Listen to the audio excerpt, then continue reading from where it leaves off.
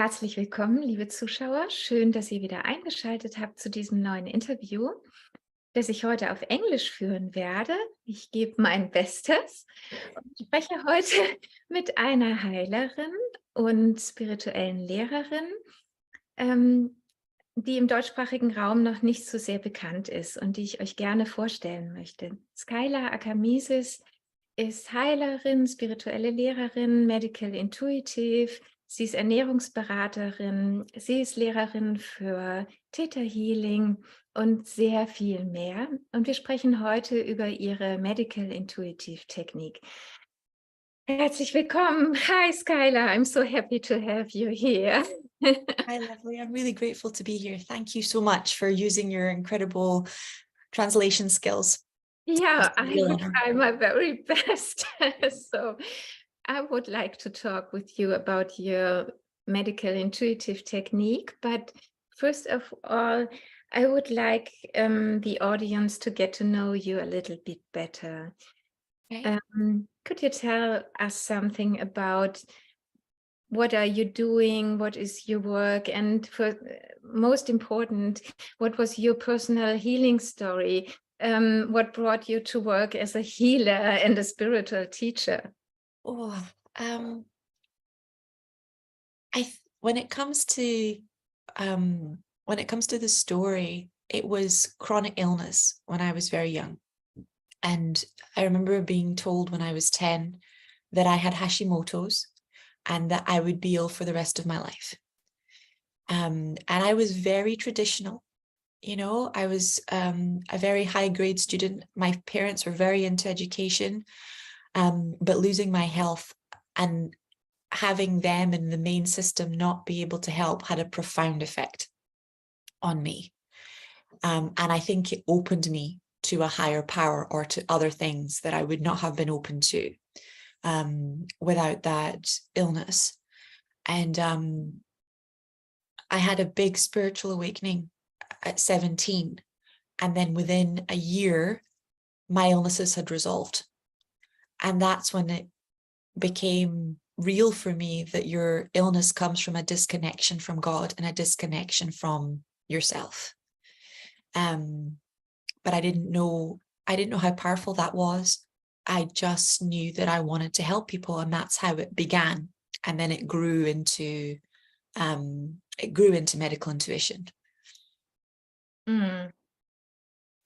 So I wanted to talk about your medical intuitive technique that you developed. We can begin with a very basic question. What is health and what is a disease? From a metaphysical perspective, disease is a disconnection from yourself and a disconnection from your higher power that causes so much distress or dis-ease in your body that you no longer want to be on the planet, or that your pain manifests in the planet. Health is a manifestation of wholeness within yourself and within your connection to a higher power. The two things are so connected because it's the higher power that made us and that remembers who we are, even when we've forgotten, even when there's parts of our nature that we reject or we don't understand. So many people reconnect to themselves, and it doesn't seem to be enough to create permanent health. But when they reconnect to their higher power, they remember something that's far beyond me and you, that keeps that within them and helps them create a life that's in alignment with who that is, what they came here to do, who they came here to be.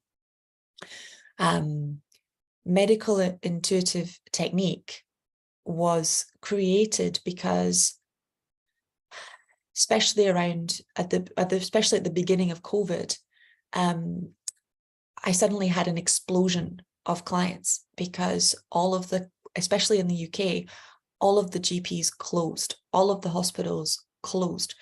And suddenly there were so many people who were waiting and waiting and waiting, and who were not in a small amount of pain. They were waiting for surgeries, or they were waiting for everything from injections to doctor's appointments. And I was in London. I had a small and decent clinic. It was filled most of the time, but suddenly I had queues, and I didn't know how to make sure that those people would be safe and they would be taken care of if I gave them to somebody else, because there wasn't anyone else at that point that I knew doing what I was doing. I knew people that did body scans. I knew people that could do, like theta healing and digging, but I didn't know that they would be able to be with the pain the way that I was. I didn't know if they would potentially become triggered by the other person's disease, which I saw a lot do, because most of the trainings are like a week long or a few days long. And that level of pain, especially if the person's been in it for 10, 20 years, it triggers people, and especially the kids. That one was a whole different system. And then just for fun, I found out I was pregnant. And that's when I was like, okay, I have to do it now, because if I don't do it now, then I'm definitely not going to do it for another 4 or 5 years. And I remember my brain going, you're going to launch a medical intuition course in the middle of a pandemic. It can't be more obvious. You can't and my husband, he's very into conspiracy theories. He's very into, he's very protective. And here I am with the government going, you guys, people are, should be terrified of a virus. And I'm going, you can heal anything. If you need to heal the body, you are 100% connected. And my husband going, oh my God.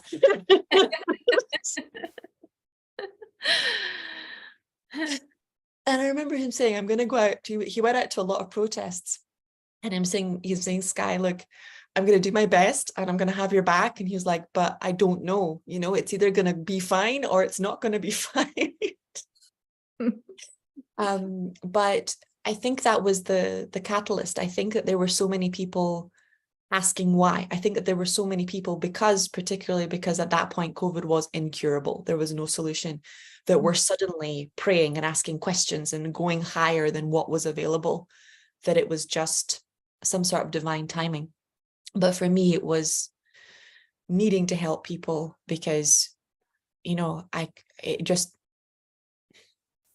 I'm not good at watching people suffer long term if you can help. And the other aspect was, getting pregnant with my son and realizing that both that within 9 months, I would be, not be able to help at least for 3 to 4 months, but also that the mortality kicks in when you're going to do childbirth. You're like, you're not going to live forever. If there's a chance that I'm not here, God knows how many lifetimes that has come up for me. Then this work needs to be there now. People need to have it now, just in case.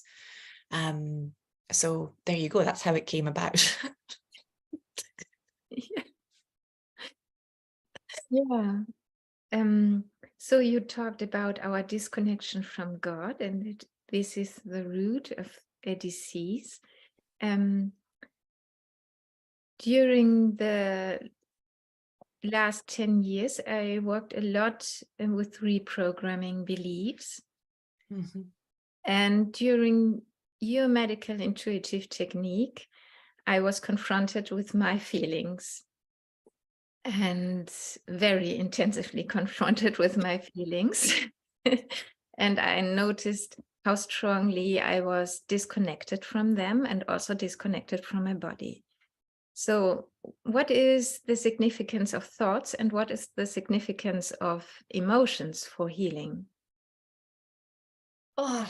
So what explained this to me was A Course in Miracles. Right? But for many, almost 20 years now, I've been heavily into Course in Miracles. And it just explains in a very simple way that's non-denominational, powerful spiritual laws and principles. But what it explains is that the body was never supposed to hold thoughts, and the body was never supposed to hold emotions. Right? Those were supposed to be processed by your soul and your higher mind, what we actually call the soul chakra, which is above your head. What happened through history is that we were taught that we were only a body. And this is very Newtonian thinking, right? And you can also see the explosion in disease that came with that idea. Because before then, humans were taught from birth that they were a soul in a body, having a human experience. Whatever religious abuse was going on, they knew that they were a soul in a body. Then when Newtonian thinking came along, they were taught that they were a body without a soul. And that transferred all of the thoughts and all of the emotions into the physical body. And as long as your thoughts are, I would say, relatively balanced, your body will still work. When the thoughts become out of balance, and the more that we are in pain, the more that we suffer, the more injustice that we have, which inevitably accumulates as we get older, right? Depending on where that is happening, because each group of organs represents a different heaven or a different energy system or a different aspect of our lives, right? A different place in the wheel of life. And you will find that you experience pain in those areas. So for example, for me, because I was a child and in my home, children weren't allowed to have a voice, right? So that's where the thyroid issues came in, because my job was to do what my parents said and to do it well. It wasn't to be myself. So and that's not the way, that's what I mean. That's not the way God makes children. God makes people to come here and do what God wants. He doesn't make people to come here and be clones of their parents or of their government, or, there's a higher power that very much has a purpose for people. And when we decided that we were only bodies, that was another consequence, is that then we think of children as something that we made instead of something that comes through us, but doesn't belong to us and never did, right? With their own natures and their own thoughts. And you don't have to look far to find a lot of parenting books teaching you how to control a child. It's very hard to find a parenting book teaching you how to love a child. Right? So you can see that absence of love, not just when the child is born, but when the child is in the womb, creates distortions. Now, there's a big difference between thoughts and emotions. And what I'm about to say is a little bit controversial, even in metaphysical circles, but it's my experience. Emotions come first. So you have emotions before you know what a thought is, before you can put an alphabet together. Emotions are energy, and energy is the language of the universe. A baby feels sad, feels angry, feels happy, before it can put words together. The thought is the ability to organize emotions and organize energies, right? Which comes as part of our divine right order. They both exist in symbiosis, because thoughts exist regardless of whether you were born, and emotions exist regardless of whether you were born. So you're tapping into the collective consciousness of both. But for humans, we definitely experience energy first, and then we organize them into thoughts. And that divine feminine, then divine masculine, which is very not the way the world is right now. Chaos, then order, right? But the way emotions create disease is that we are taught not to connect to energy and not to feel feelings. We're taught to control feelings. And we are taught to very much that only some feelings are safe, right? And in humans, mostly it's happiness and sadness are safe and the rest are not safe. There's over 3,000 feelings, right? When you're not taught to feel and you are a being, like you are an omnipresent being, of course it leaves you in balance. And that's why you get men that are tend to be more angry and women that tend to be more sad, not because we are not able to express that there is more, but because we were told that there being more is wrong, right? And both thoughts and feelings are an expression of life. They're an expression of the universe. They are bigger than us, and humans can't handle living a lie. So when we're told that we have to lie about the full extent of our feeling, the full extent of our thoughts, the full extent of our desires, the full capacity of who we are and what we came here to do, that makes us really, really sad. There's a grieving process that goes on. you know, there's a grieving process that goes on, and there's a, like you said, a disembodiment, because it hurts so much to be in the body. It hurts so much to be alive and not be allowed to live. Mm. And especially as children, we can't put words on that kind of pain. It's existential, you know. So that's how thoughts and emotions can cause disease. They're huge. And this is why with medical intuitive technique, I kid you not, they're huge. If you imagine that each one represents a university, like thoughts represent, like, let's say, Harvard University, and thought and emotions represent Cambridge University, right? They're huge. You could go there and study your whole life and never really understand. And you could work for, like you said, 10, 20, 30 years, but only be in one department and not understand the other department. So they're huge. It's not about, you know, them not being enough. It's just you need a higher mind to know what to use and when to use it and how much to use it to create wholeness. Mm. Mm. What I found special in your technique was working with the wounded self. Could you explain us what is the meaning of the wounded self? So the wounded self is an ancient archetype that's been with healers a long, long time. And it came to my awareness very early in my healing journey. I think it started with me because I was wounded, right? And that's what took me to healing, but I couldn't see it in myself. But the first powerful healer that I met had ME, and he would heal people, but he couldn't walk from the, you know, from the conservatory to the kitchen. He had a wheelchair. And I was I was dating his son at the time. I didn't even know he was a healer until 2 years after being with his son. I didn't know healing existed, right? It's not like normal. But my then boyfriend's family, they took me to Orkney in Skye. And that's where I met other healers, all of whom were also sick. And that's when something went off, because I didn't understand the collective consciousness, but I knew that this was a pattern. Mm. And I knew that it was a pattern in very strong healers. And when I asked them, they said that it was about compassion. Like, unless they understood what people were going through, that they wouldn't have had the patience or the ability to sit there and be with those people for that many years. So they were definitely mastering a virtue, right? When I got into theta, that's where I was taught that, you know, there were beliefs around you absorbing people's emotions and things like that. But I had already had contact with faith healers and channelers that were healing people, but that were simultaneously getting sick. And I did see many theta and many hypnotists, because I was already a hypnotist then, who were also getting sick. And I found it a pattern. Even in me, I had to be very careful in the beginning, more with children than adults, right? Much more with children than adults, that I wouldn't just, because the words came out almost involuntarily. I would be sitting next to their bed.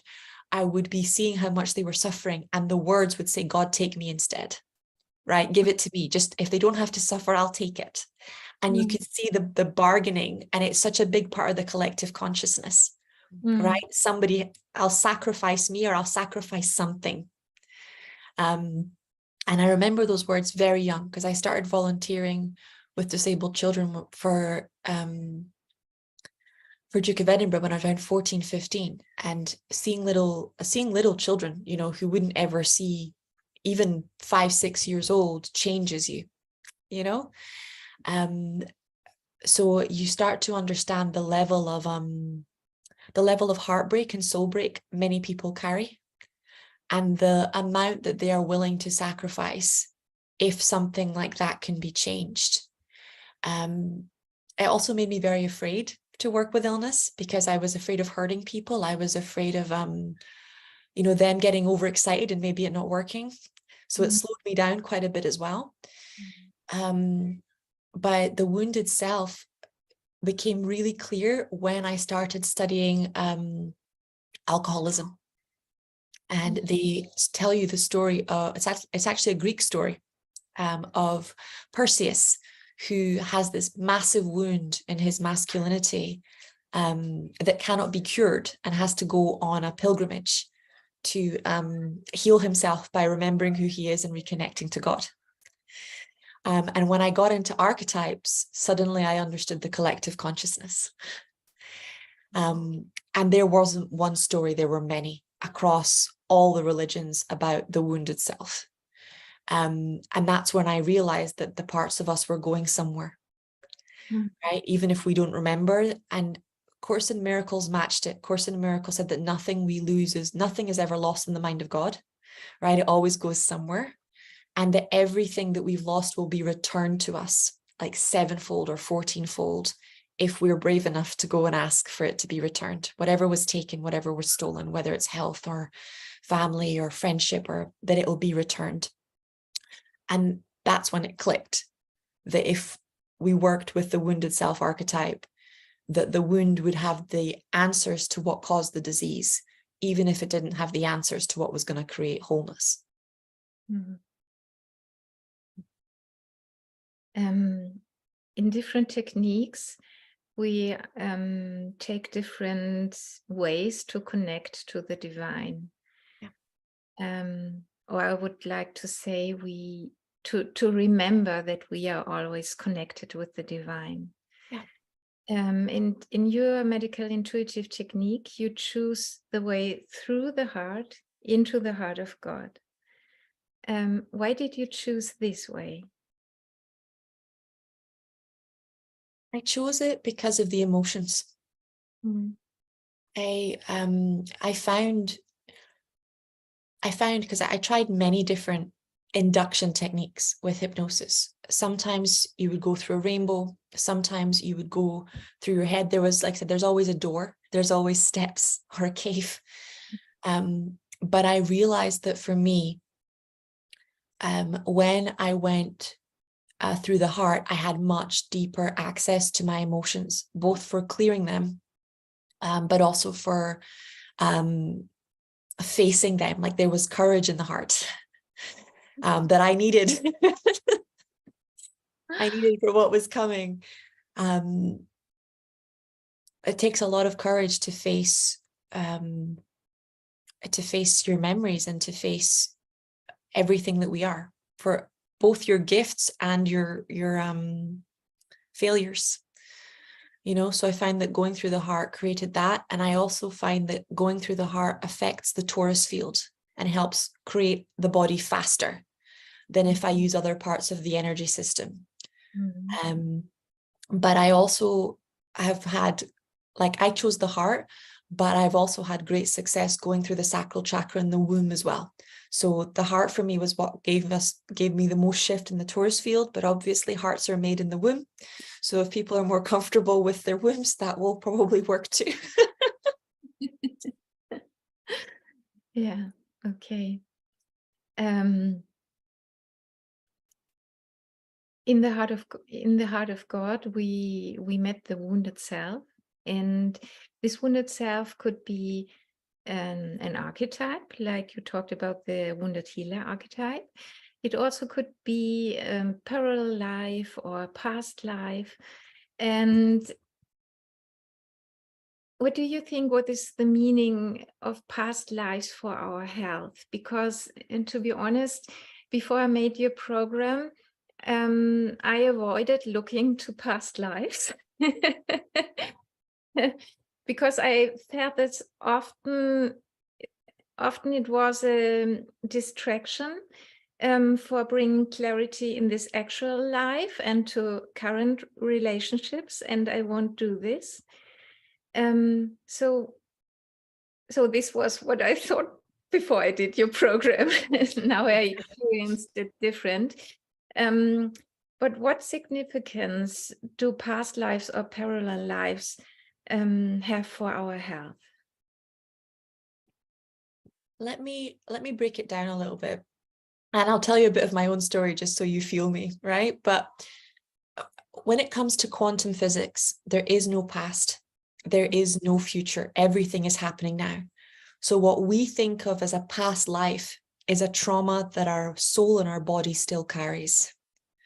I completely agree that many people use their past to stay in pain and to stay stuck. A lot of people don't know, not just with past lives, but with their childhood, how to move beyond the wound.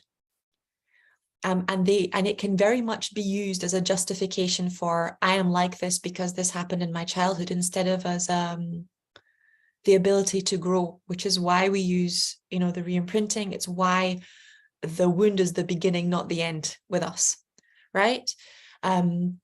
But just so the others that are feeling the same as you are listening, it is not just past lives that can be used as an excuse. Anything can be used as an excuse to stay in pain, right? So don't dismiss what God brings you because you're afraid that will keep you stuck. God will never keep you stuck, right?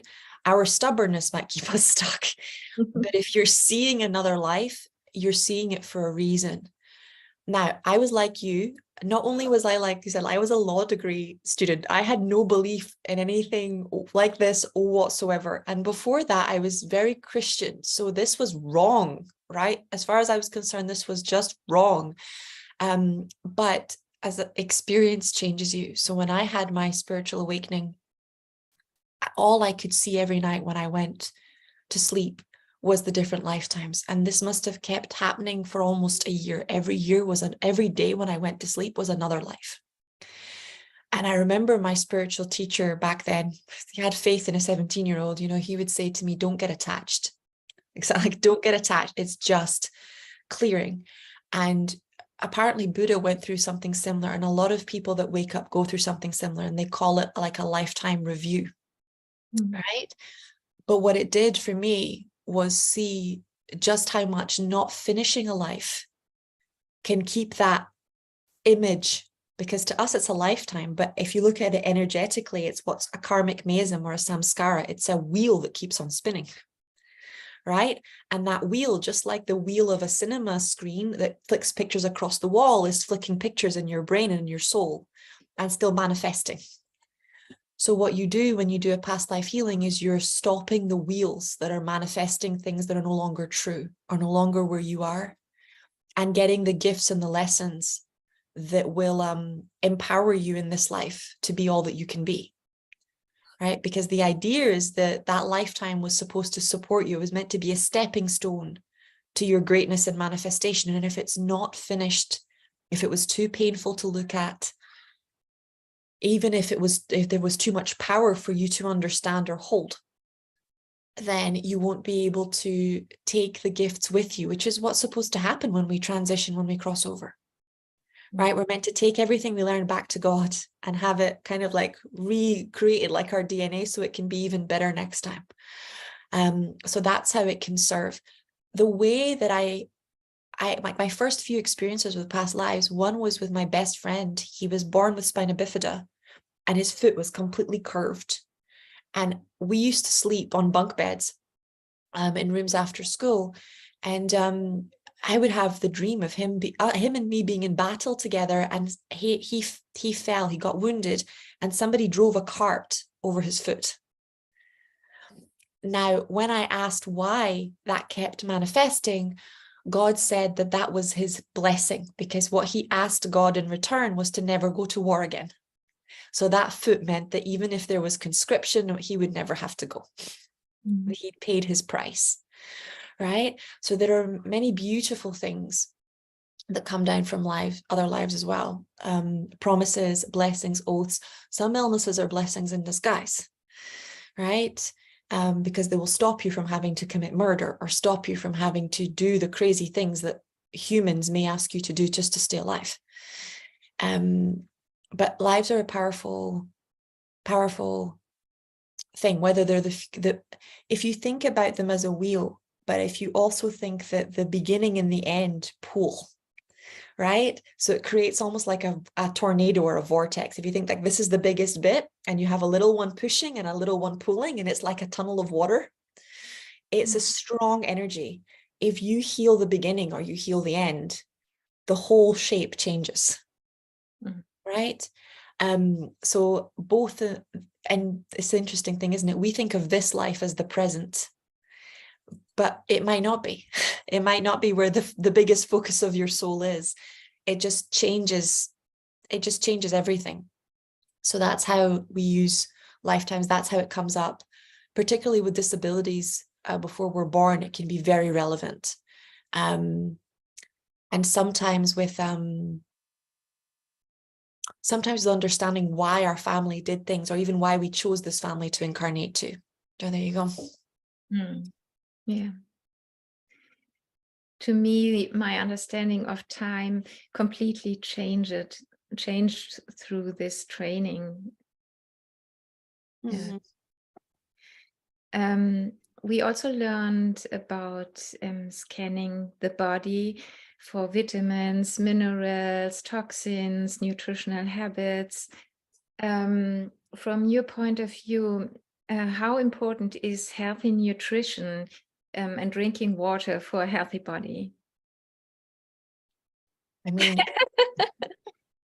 as far as I'm concerned, whenever you have bad nutrition, it's a manifestation of neglect.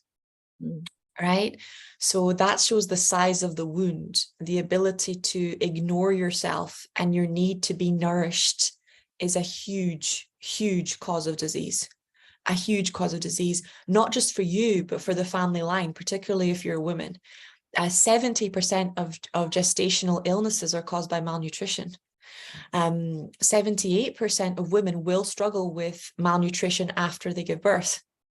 So you can see the impact on our genetics, on our DNA, on children without even having to blink. And what's happening with our food supply and things like that is pretty mad, because we're not nourishing the soil the way that we need to. We're not taking care of the earth the way that we need to. But it's a huge part of health, and by itself, I find particularly with clients that don't have a belief in a higher power, that are very much stuck in the science, it can be the only way to get them back to health quickly. Because God finds a way. So if you're not going through the heart and you're not going through the soul, then he'll come through the plants. He'll come through the food. So, but it's very, very, it's a huge part of it. And I think that's another big bit of what we've forgotten, is that health, it takes us back to Course in Miracles. Health is simple, right? Good food, good sleep, good hydration, which is scary, like, especially with hydration, it's mad. Like, you can be getting the perfect nutrition, and with bad hydration, nothing will stand. The body is water. There is no separation. Yeah. So, you will live for months on water. You will die after a couple of, weeks with maybe a couple of weeks maximum with no water. You will live for months with no food. So and there's so many chemicals in our water supply that are, hormone based as well, because when our filters were created, they weren't created to filter out pharmaceuticals. They weren't created to filter out hormones. And this is what is being demanded of it without it being updated. So there's a lot of chemicals in the water that were never there before. And there's a complete unawareness of the damage that not having good water is causing. Not to mention that water imprints the memory of wherever it goes. So, water that used to stay in the country is now traveling around the world, and it's carrying a lot more energy and a lot more information than it ever has before, which is impacting people's bodies, and I think putting a lot more stress on people's bodies than ever before, and they're not even thinking about it. So it is essential, and understanding your own nutrition, your own sleep, your own water, your own lifestyle habits is a part of the following the breadcrumbs to what's really going on. Because the way you take care of yourself is a mirror of what you think you deserve. But yeah, it is 100% essential. And if you have somebody who's sick but doesn't believe in anything, food is the way to go. Yeah.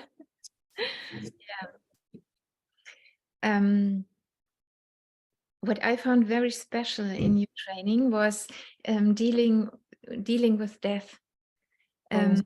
Yeah, you say that it's important to heal our relationship to death. And I found it very important. I think we exclude these important times of birth and death too much from our lives. And in terms of health, can you explain the audience why is it important to deal with death? There's a few reasons. Having a good death is a very powerful thing, and this is across all cultures, whether you're looking at Norwegian culture, Indian culture, Chinese culture, particularly China, India, Brazilian shamanism. Having a bad death was one of the greatest acts of shame or dishonor, right? So it carries with it an energy that can lead us to A, choose a negative incarnation in the future, right? B, recreate that same negative death in our family line, like where there's one, cancer death, there are many others. Where there's one suicide, there are many others. Where there's one, what's it called? Like coma, there are many others. You'll find that the patterns of death run in a family because the feelings have not been felt, right? Death, from our Western perspective, has been taught to us as a punishment, right? Whenever you see death in a movie, you see somebody being killed for a crime. It's rare to see a good death nowadays where, the family is gathered around and there is, conversation and laughter and connection. I haven't seen a movie like that in a long time, right? But we're taught that death is a punishment, which is a lie. Death is a birth into eternal life, right? And there are traditions to help us cross over in peace, because deaths can be sudden as well as being planned. Sometimes that's the blessing of sometimes a disease, is that it gives the whole family notice that that person is going, and it gives them time to say goodbye. And it also clears up the resentment and the issues that were had around that person, because people suddenly know that they are no longer going to be embodied, right? When the death is sudden, whether it's, like a mental illness sudden through suicide, or whether it's an accident, or whether it's what's the word? A disappearance, the family doesn't get that chance to complete the lifetime, to learn everything with the presence of the person there. Those conversations are unhad. And then the learning is not completed within that family system. What was supposed to be taken from it is just there. And very often distortions are there. So, because grief is such a powerful feeling, if somebody dies before their time, members of the family might feel like they shouldn't be alive. They have no right to be alive, and they might live like they're already dead, right? They might shut themselves away from the world or start hoarding things, which was very common in wars. You see, like the people that hoard, 9 times out of 10, there's at least one war death in the family, right? Because they're keeping everything just in case. Grief is a strange bedfellow. And there's no time to grieve. In our culture, very often there's even no funeral to grieve. You kind of get an email or something happens on the other side of the world, and it's like the person never existed, which is very damaging to the human psyche. Where I realized death was important was dealing with children who were dying, and parents or friends or family members that would not be able to have that conversation with the child or with each other, and understanding the pain that was causing, both for the person who was dying because they weren't allowed to say what they needed to say, and for the people who were staying behind, who felt like having that conversation was giving up hope. So it was quite interesting. The families that were brave enough to have those conversations were normally the ones that were able to go on and rebuild. And the ones that weren't able to have those conversations seemed to be stuck in an unending grief. And that's where I knew it had to be in there. And I knew that there had to be at least a conversation, not just with you guys about the clients, but about your own lives, and where these conversations had never been had, or people had just gone. But death is huge. Like we talked about before, it pulls. So you'll often see death doors for people and very similar to the ones their parents had. And what's very funny, that especially that I see now as I'm getting older, is that people know so much that they have conversations. So, for example, my husband's father, he died of a stroke when he was in his mid-50s. And my husband, around the same age as his father, was, you know, suddenly started getting the insurance policies and writing wills. And you could feel the death door, even though he wasn't going to go in it, you could feel it saying to him, life isn't permanent, get your ducks in a row, make sure everything is organized. And it's so common for and it's interesting how it's earlier for women than men, because we used to die in childbirth. So we tend to like get it triggered 25, 30. It's like everything has to be organized in case something happens to us. And for men, it tends to be like 45, 50, because that's where it happened to their parents. That's where their fathers left. But death doors are powerful things. And if they're not closed, they can be powerful enough to pull us into them or to get us to recreate them. Yeah. So time is running. There was so much more in your training. We could talk about inner child, inner parent, family constellations, so much, how to deal with trauma. Yes, but I think I will link your page under this video so that people can find you and look if they are interested in your programs. Sounds like a plan, darling. Yeah, and I would like to thank you so much for your time and for your work. And yeah, is there anything else you would like to say? What it's important to you? I think the most important thing is the people who are listening, and to know that medical intuition is real and that it is a powerful gift, and that they deserve to have it trained and they deserve to have it awakened, and that even people who, especially the people who think I'm not ready, I'm not qualified, I'm not worthy, it can save lives. You know, it's in you for a reason. And it's been forgotten, it's been hidden for a long time. And even when it's been brought back in a superficial way. So if you want space to really go where you need to go with this, then I'm happy to have a conversation. I'm happy to hold that, because I really think that there are so many people praying for you to wake up to those gifts, you know, and particularly in German, there are so many powerful healers, there are so many powerful teachers, there are so many powerful people. And you guys have your own wounds that need to be healed, right? So I don't know who it's going to call, but I know that you're important. So that's what I wanted to say. Okay, thank you very much, Skylar.